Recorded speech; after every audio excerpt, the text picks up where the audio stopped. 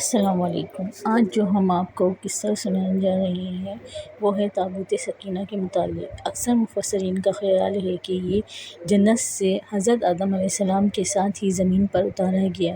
یہ تابوت شمشاد کی لکڑی کا ایک صندوق تھا۔ یہ حضرت آدم علیہ السلام کی آخری زندگی تک آپ کے پاس ہی رہا، پھر بطور میراث آپ کی اولاد کو ملتا رہا، یہاں تک کہ یہ حضرت یعقوب علیہ السلام کو ملا اور آپ کے بعد آپ کی اولاد بنی اسرائیل کے قبضے میں رہا۔ اور جب یہ صندوق حضرت موسیٰ علیہ السلام کو مل گیا تو آپ اس میں تورات شریف اور اپنا خاص سامان رکھنے لگے۔ یہ بڑا ہی مقدس اور بابرکت صندوق تھا۔ بنی اسرائیل جب کفار سے جہاں سکون اور اطمینان کا سامان پیدا ہو جاتا تھا اور مجاہدین کے سینوں میں لرزتے ہوئے دل پتھروں کی چٹانوں سے زیادہ مضبوط ہو جاتے تھے، اور جس قدر صندوق آگے بڑھتا تھا آسمان سے نصر من اللہ و فتح قریب کے بشارت اور فتح مبین حاصل ہو جایا کرتی تھی۔ بنی اسرائیل میں جب کوئی اختلاف پیدا ہوتا تھا تو لوگ اس صندوق سے فیصلہ کراتے تھے۔ صندوق سے فیصلے کی آواز اور فتح کی بشارت سنی جاتی تھی۔ بنی اسرائیل اس صندوق کو اپنے آگے رکھ کر اور اس کو وسیلہ بنا کر دعائیں مانگتے تھے، اور ان کی دعائیں مقبول ہوتی تھیں اور بلاؤں کی مصیبتیں اور وباؤں کی آفتیں ٹل جایا کرتی تھیں۔ الغرض یہ صندوق بنی اسرائیل کے لیے تابوت سکینہ اور برکت و رحمت کا خزینہ اور نصرت خداوندی کے نزول کا نہایت مقدس اور بہترین ذریعہ تھا۔ مگر جب بنی اسرائیل طرح طرح کے گناہوں میں ملوث ہو گئے اور ان لوگوں میں معاصی اور طغیانی اور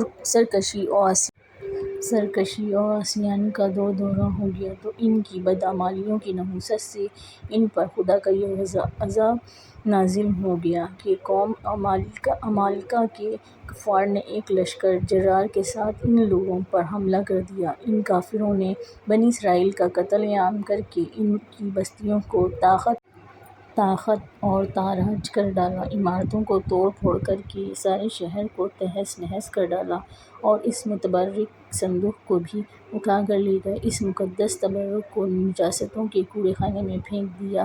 لیکن اس بے ادبی کا قوم عمالقہ پر یہ وبال پڑا کہ یہ لوگ طرح طرح کی بیماریوں اور بلاؤں میں مبتلا کر دیے گئے۔ چنانچہ قوم عمالقہ کے 5 شہر بالکل برباد اور ویران ہو گئے، یہاں تک کہ ان کافروں کو یقین ہو گیا کہ یہ صندوق رحمت کی بے ادبی کا عذاب ہم پر پڑ گیا ہے۔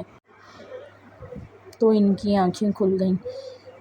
کافروں کی آنکھیں کھل گئیں۔ چنانچہ ان لوگوں نے اس مقدس صندوق کو ایک بیل گاڑی پر لاد کر بیلوں کو بنی اسرائیل کی بستیوں کی طرف ہانک دیا۔ اللہ تعالیٰ نے 4 فرشتوں کو مقرر فرما دیا جو اس مبارک صندوق کو بنی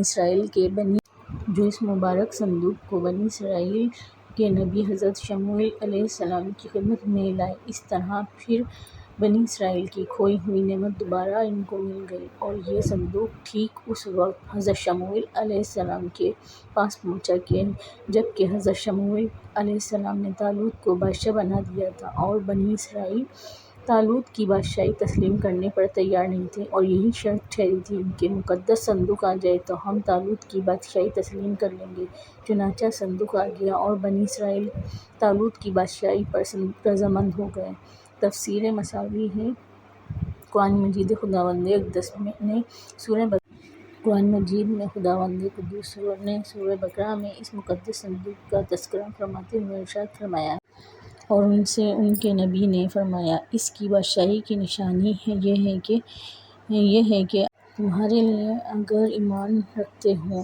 تابوت سکینہ میں کیا تھا؟ اس مقدس صندوق میں حضرت موسیٰ علیہ السلام کا عصا اور ان کی مقدس جوتیاں، اور حضرت ہارون علیہ السلام کا ماما حضرت سلیمان علیہ السلام کی انگوٹھی، اور تورات کی تختیوں کے چند ٹکڑے جن کچھ میں من و سلویٰ۔ اس کے علاوہ حضرت انبیاء علیہ السلام کی صورتوں کے حلیے وغیرہ سب سامان تھے۔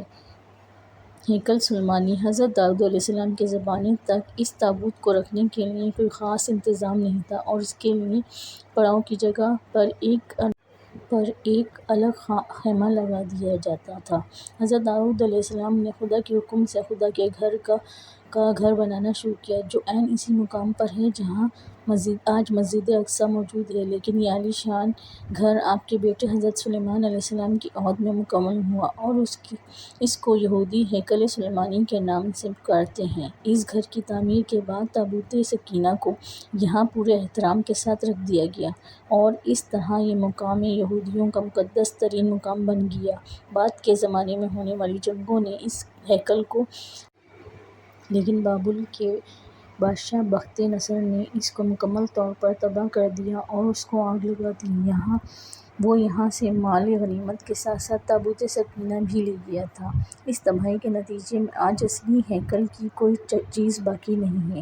تابوت سکینہ کہاں ہے؟ ان تباہیوں کے نتیجے میں تابوت سکینہ کہیں غائب ہو گیا اور اس کا کوئی نشان نہیں ملا۔ آج بھی